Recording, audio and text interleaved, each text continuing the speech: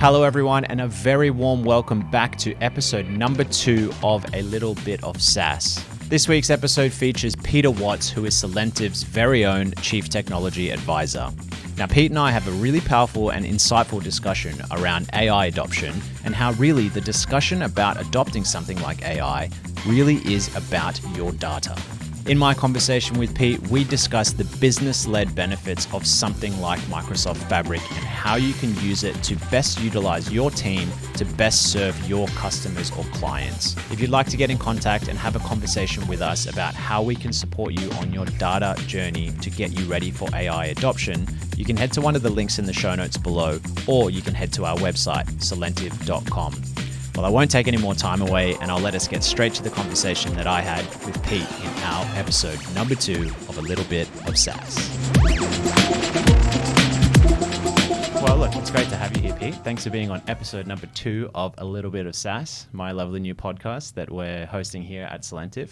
So I wanted to first welcome you here to the podcast, but secondly, I want to jump straight into it by just asking you a question that I'm hearing a lot from the people in the public, in the business and corporate space.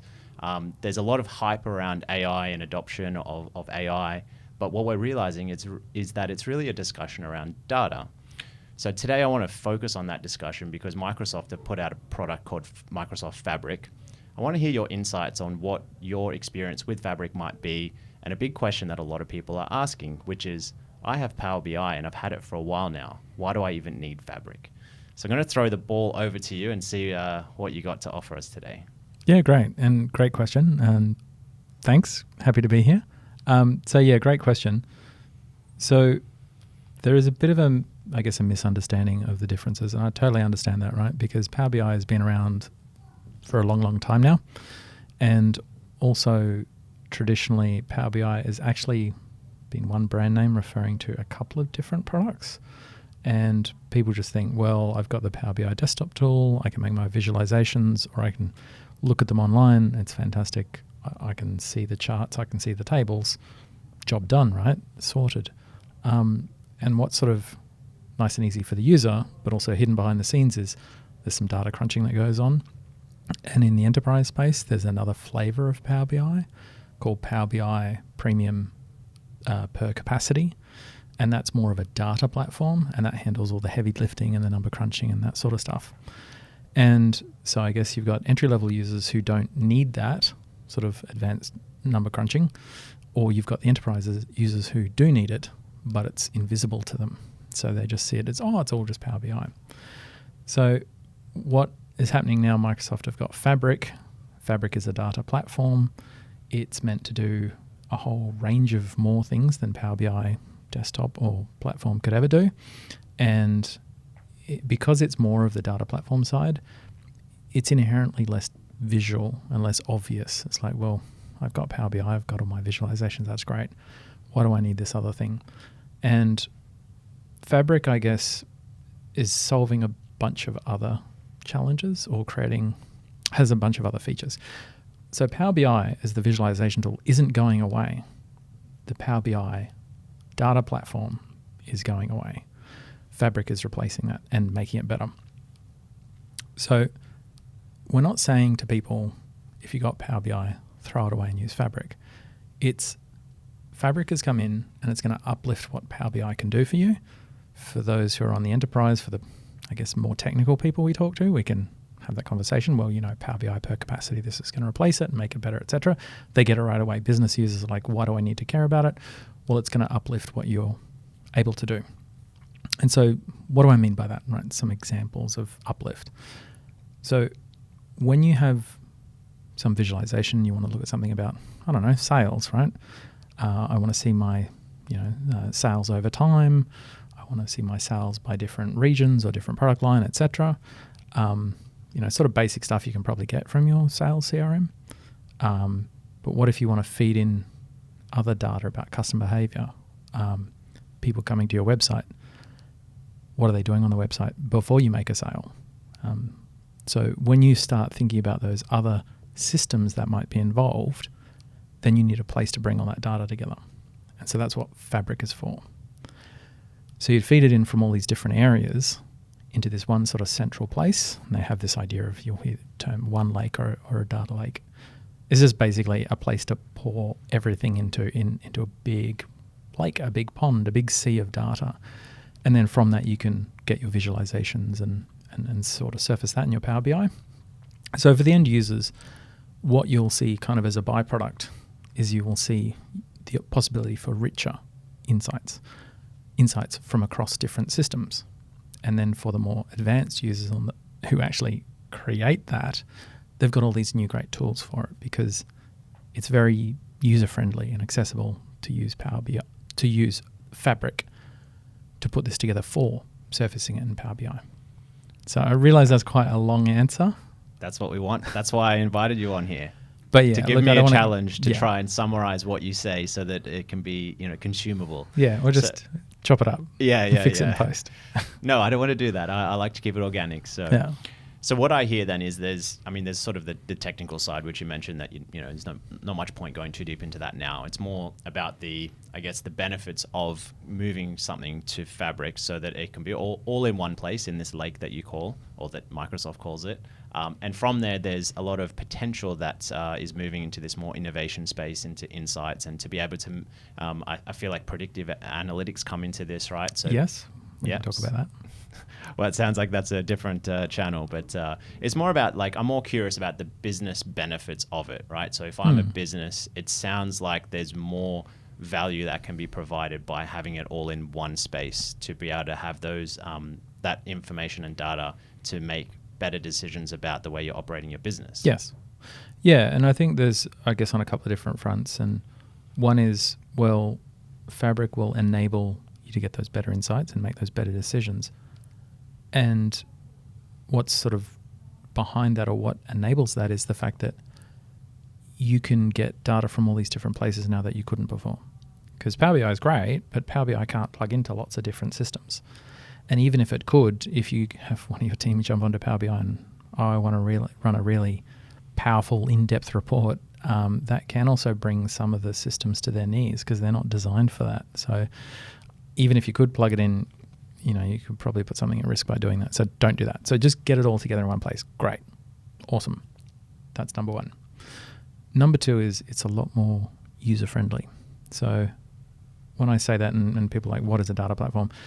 When you're bringing it together, it's literally, when you're in Microsoft 365, it'll be one of the apps you can flick across and you can see it. And it's very visual in terms of, it almost looks like, when you're looking at the data, in some aspects, it kind of just looks like a fancy version of Excel, like that sort of that representation. Plus there's that idea of, you can see how your data flows through. It's all visually represented with essentially like flow charts, like a workflow.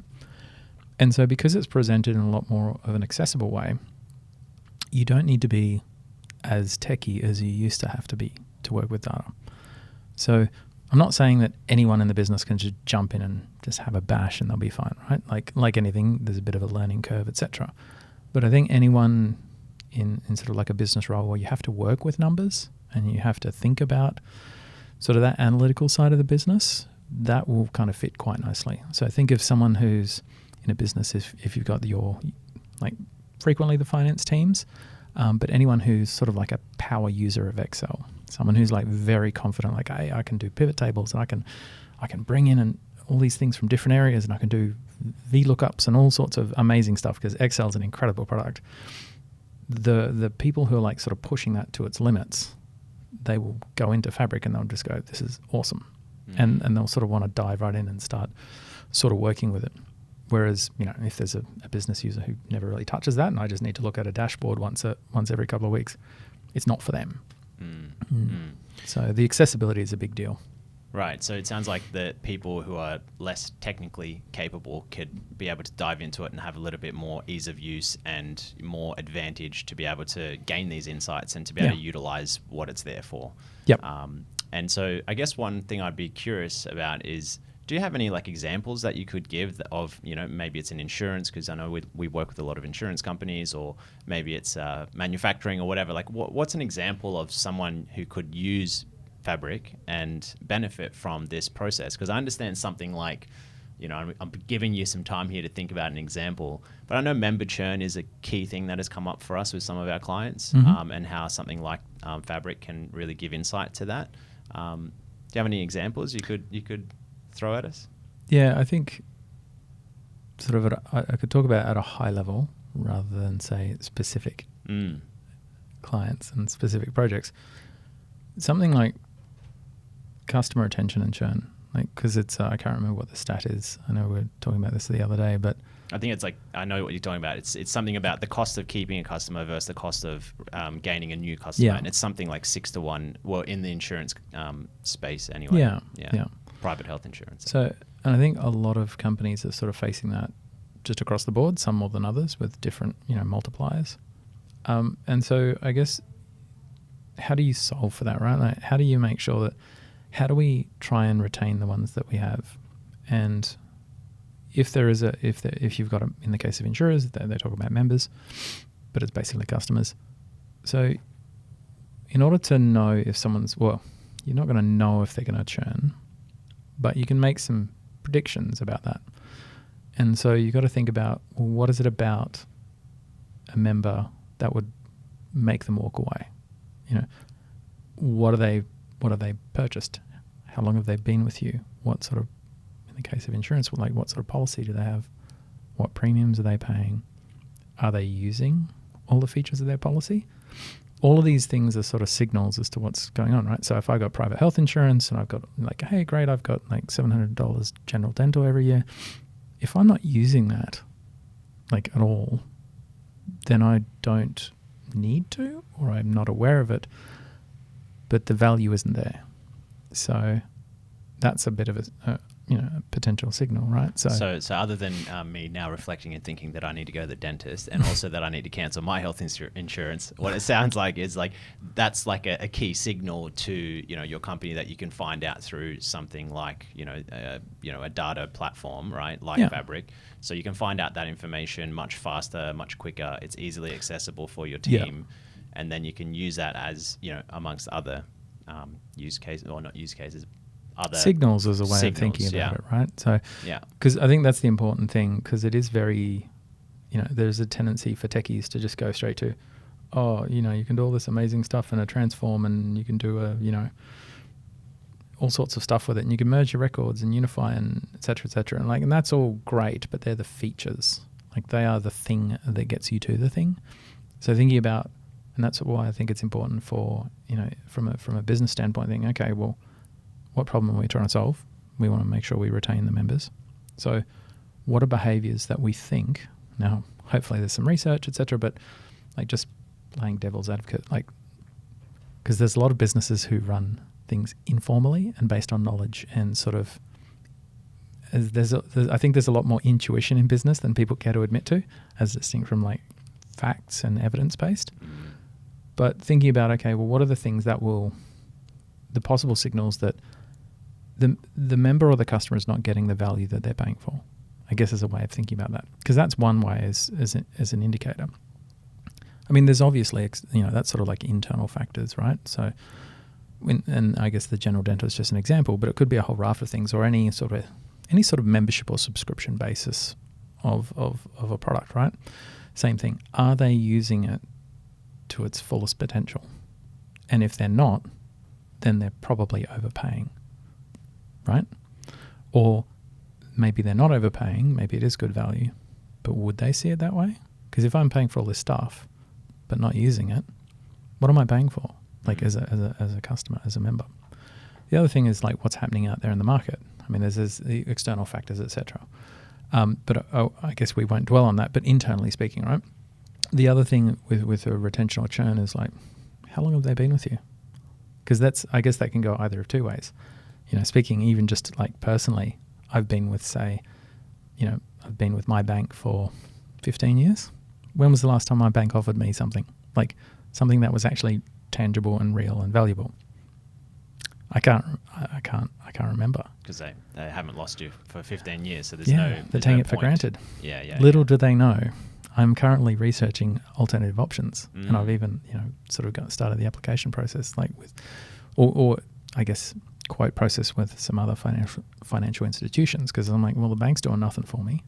They made all these promises at the start that they would, like, oh, we'll do the annual reviews of your mortgage rates, etc. That doesn't happen. Or if it does happen, the rate doesn't move, or it goes up. So I'm like, there's no personalization to it. No, I'm not like some high net worth individual, like everyone's falling over themselves. I'm just a regular customer like everybody else, right? So bank doesn't care. Bank of a certain size doesn't care. So I'm looking around. So they are looking at, say, I'm looking at churning, and they don't know. I mean, are there outward signals of that, or to them? I guess I'm meandering a little bit, but I guess the point is that every business should have a pretty good idea of what is value to their customers, and are their customers engaged? And you'll get that from all these different places, right? And kind of looping back to how a data platform fits in. It's like, well, okay, in the case of an insurer with your members, you've got your members in a CRM, so you've got their details. You should also know what sort of communications that you've sent to them. Are you emailing them like with updates about their policy, or, part of email marketing campaigns? Are they opening the campaigns at all? Like even opening, forget about clicking. So, what else are you engaged with them about? Do they come to your website? Do they log in? Do you know? The mobile app, do they use that? So there's all those kind of interaction touch points. And then there's the claims. When was the last time they did a claim? For what amount? How quickly did it take you to pay that claim out? How much pain did you put them through? Or how easy was it? Like the flip side, right? So on all this of those then, can feed in. To jump in here, on this, right? So we had a question of, well, I've got Power BI, why Fabric, right? So on that specifically, there's all these data signals you mentioned.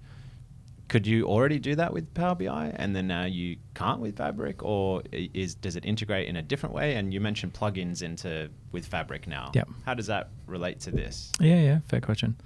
So in sort of like the old world, or the older model with just Power BI, the desktop tool.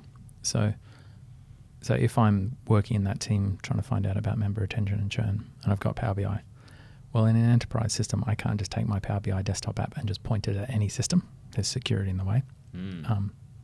Maybe I'm in a small organization. It's not as secure as it needs to be. I can just plug into different systems.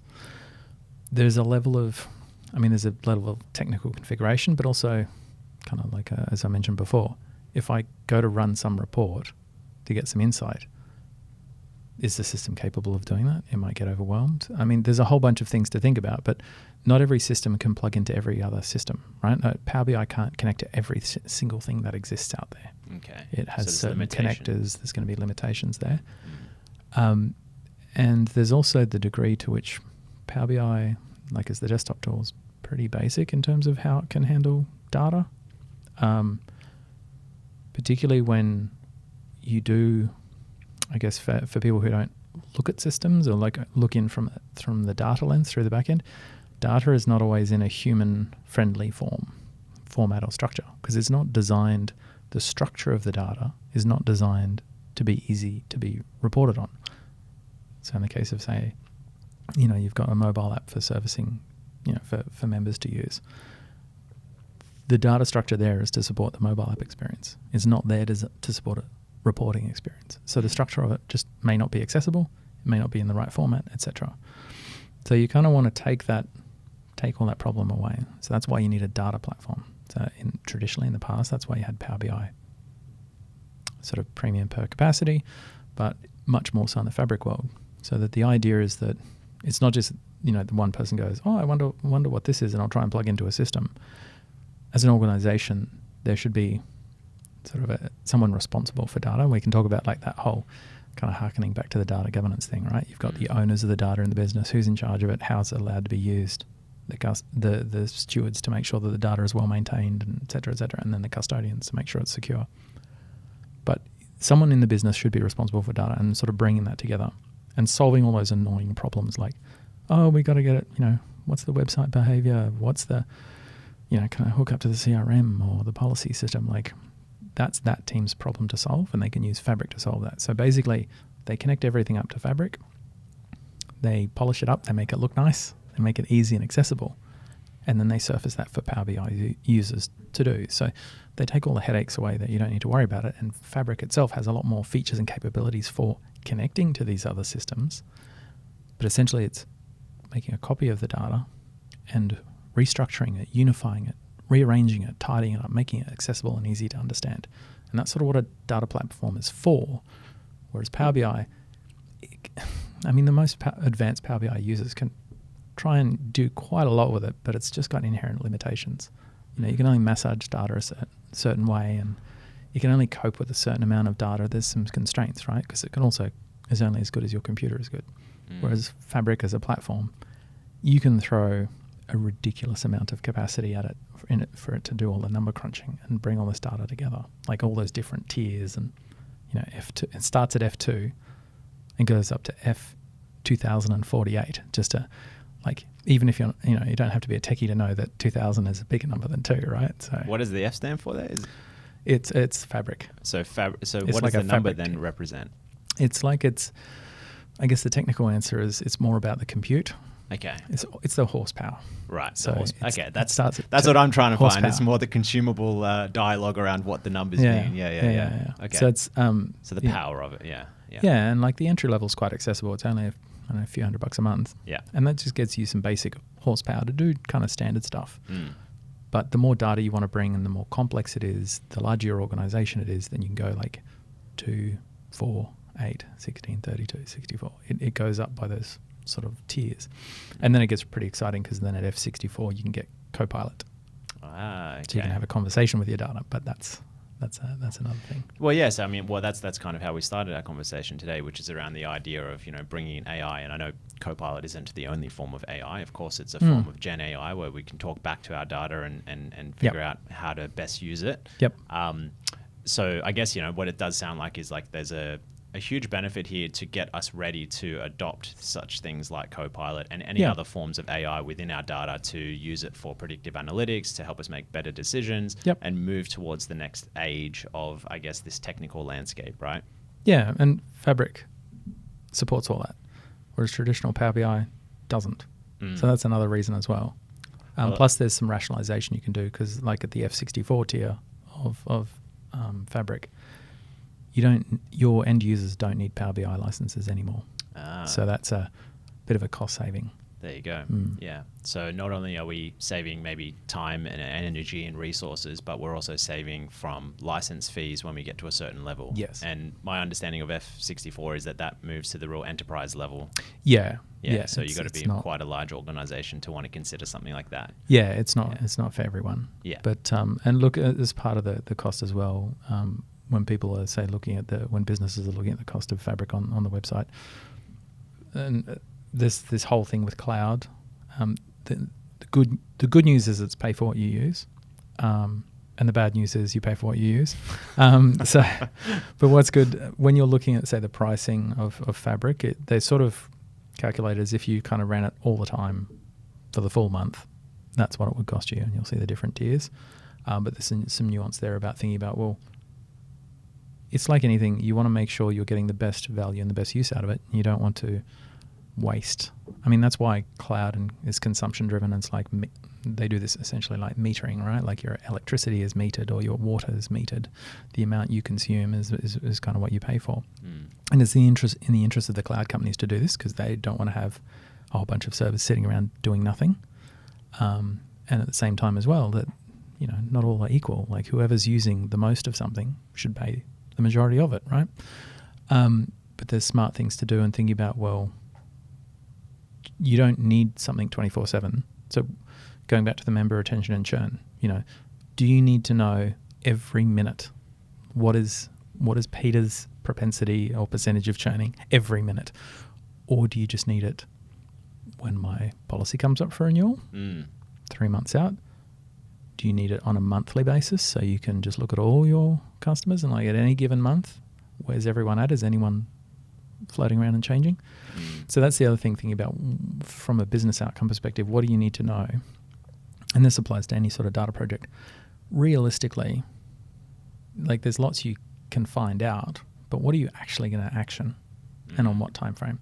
Because just because you can crunch a number and get a number and point it and go, ooh, number go up, But what are you going to do about it? Right. So it sounds like it's more about being really intentional about the reports you're running. It's about being intentional about when you're using when you're consuming your usage, or I'm not sure the right terminology there, but usage. And then that way you're only paying for what you're actually using. But when you're using it, you're actually getting value out of it. You're getting the most value out of it. So there's almost like more of a people and processes discussion then around 100%. This too, right? Because it's like, we need to make sure that the people using it know when to use it and why to use it, right? So there's certainly a commercial and business discussion and almost capability training that needs to happen around this before you just start, going in there and using Fabric, right? Yeah, and because I think there is we see this as that once we start having these conversations about, all of this is possible, sometimes people can get caught up in, we could just bring all this together. We could just bring everything together. I mean, you could. What are you going to use it for? Because we want to make sure that there's a return on that, right? Because we don't want to waste anybody's time, and we don't want them to waste money unnecessarily, spend money unnecessarily and wind up wasting it instead of actually getting the value out of it, whether it's paying for a service or paying for usage. It's like spend it wisely and then get your value out of it. Yeah, nice. Well, look, I want to end on one question that we haven't talked about around this, which is I understand that Fabric has a security aspect in this data lake already, right? Yep. So for people listening who are curious about the security of their data when moving to something like Fabric, what say you? So I guess there's lots of different features in there from a technologist that all us technologists get excited about. But I guess from a sort of a business-led perspective, if you're bringing all this data together and you want to sort of democratize it so that if you've got smart people, give the smart people access to the tools and the right information and the right data and let them gain their own insights from it, which is great, and then take action on it. That's all good. But you don't want every employee to see every data point. Even if you trust them all, you might go, but my team's amazing, I trust them all. Should they see salaries? Probably not. Almost certainly not, right? And so, I mean, that's just an easy example because I think everyone can spot that and agree. But even within in a business, there'll be certain things that'll be commercially sensitive for any number of reasons. There's also, you don't want to overwhelm people as well, because there's not just the sort of the need to know from a sensitivity point of view, but there's also, you don't want to flood people. You don't want to just flood people, drown them in data that's just simply not relevant to them, right? So that's where sort of security comes into play. It's all about the whole philosophy of least privilege access, and kind of what do you need to, what's the bare essentials you need in order to get the job done. And so that's where security comes into play, and Microsoft have the Purview suite, which is has a lot of the information protection and then those sorts of aspects to it, and that's more sort of the business-led, where you get to, as a business, classify like the sensitivity of your information from a business-led perspective, and that's really helpful. And of course, it's got all the standard IT security stuff and users and user groups and permissions, that sort of standard stuff. So business-led security and then the IT-led security. Mm-hmm. Right. So there's a sense of like, role-based permission access and stuff like that. Is that's sort of what you're talking about here? Yeah, that's on the IT-led side for sure. Right. So making sure the people in the right, I mean, you mentioned, trust in your team. It's like, well, you have to assume that your team is going to change over time in terms of 100%. people. So it should be by role then and by responsibility. Yes. Right. So that's sort of what you're talking about there. Oh, yeah, 100%. Yes. And sorry, I probably took it too literally. So in the IT world, there is a thing called roles-based access control, or RBAC. Right. Okay. But you're 100% right, as in by somebody's role in the organization. It should be, my access to the Solentive fabric should be based on my role, not Peter Watts has access to this. It's CTO has access to this. And so that changes over time, then it shouldn't need to be redone. It's like from a employee perspective, it might change as like the business grows and evolve and the responsibilities of that role changes. 100%, that's when it should change. But it shouldn't be tied to a specific person. Well, look, Pete, there's many more things I want to ask you, but I want to keep our episode short and sweet, so I'm going to finish this up there. But for the people listening, the next step, essentially, if someone's interested in learning more about this, is we offer what we call a data assessment, which is basically a more shorter version of like for lack of a better word, a discovery phase where we kind of, have those conversations with you and your team and your business to see how you operate. And everything from how you're using your systems already to where there's opportunities for other things. Maybe it's not just fabric, by the way, even though that's all we've talked about. So if anyone's interested in that, certainly come to solentive.com and you can apply to have a conversation with us, and we can take it to the next step there if we can help you in any way. And you can even get in contact with Pete himself through that way, but you got to get through me first. But thank you, Pete. I really appreciate your time today. Yeah, thank you.